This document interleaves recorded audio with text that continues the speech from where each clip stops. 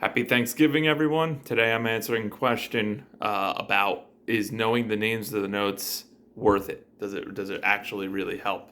Like specifically knowing a note is a G sharp, right? Um, Absolutely, I would definitely say so. Uh, I think the greatest benefit of the entire system of knowing the names of the notes without having to use a transposable system like the Cage system is simply that you can make music that you've never practiced before. All the other systems really require you to either memorize a bunch of shapes, you have to do a lot of maintenance with it, and then you actually have to visualize them elsewhere. If I want to play an F, it's like that's an F, and unless I'm changing my tuning, that gets to stay in that spot. So I'm actually in drop D tuning. I'm going to be doing just a little sort of improv thing. But as I start playing an F, right, I've got the low D and the A here, so I got D and A. But I got F melody notes, F, E, G, F, E, B flat, A. Let's go C, D, F, E, B flat, A. Put a D minor in on that D, F, A like that. Add the B flat, add the A. Just a great droning sound there. Right now I've got my G minor here, B flat D G with the D A D. So now actually my total sound isn't G minor or even G minor over D. It's G minor add 9 over D. So as I start coming up with these kind of sounds, there's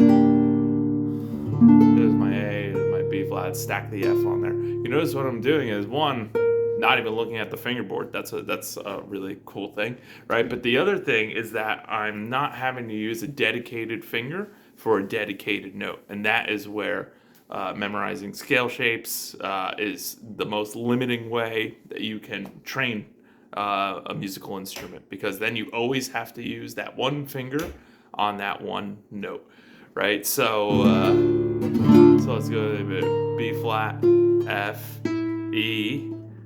Let's play a little A minor chord in the key, F, E, D, C, B flat, A. Let's give our D minor there and go up to the top.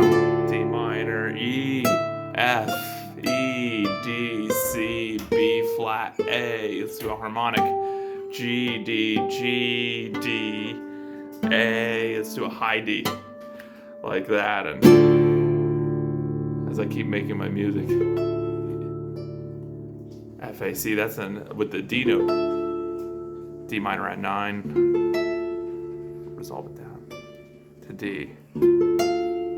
Let's go up to the top A. Nice. And that's just a big power chord. It's D, A, D. D, A, D, A, D, A. So you can see I could keep doing this for a long time and have a lot of fun with it. And I have done that for a long time and had a lot of fun with it. But yeah, as I keep making stuff up, or even if I want to go into different harmonies, it's all the names of the notes and then knowing what role that they'll have in relation to the music that I just made or just played is going to be the thing that allows me to make very intentional music immediately, and I can do it in real time. Transposable systems will require you to stop, think, work it out beforehand, then try to re-implement it back, which makes them really challenging to implement at the surface level knowledge in an improvisational setting. So that is the answer for today. Definitely, if anybody's been watching my stuff, you know that I was already going to say, of course, knowing the names of the notes is the number one way. It's the most direct way to your music theory, most direct way to access the same information on the guitar without having to visualize moving things around, which just causes a lot of opportunity for error. I think that's the biggest challenge there. That being said, feel free to message me if you would like to have this ability. And when I teach people how to do this, I literally teach it to them in 1 hour.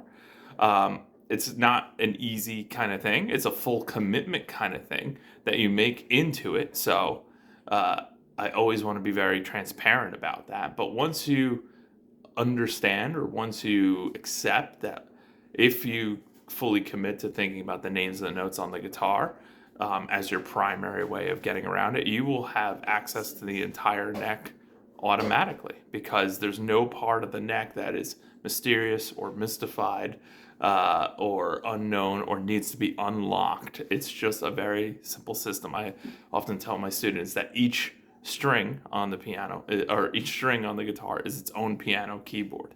So it just sort of depends at what fret you're on for the guitar, where you drop into the piano keyboard. And that's all there is to it. So have a wonderful Thanksgiving for my fellow Americans, and for everybody else, hope you're having a great Thursday. And yeah, I'll see you soon. Thanks. Bye.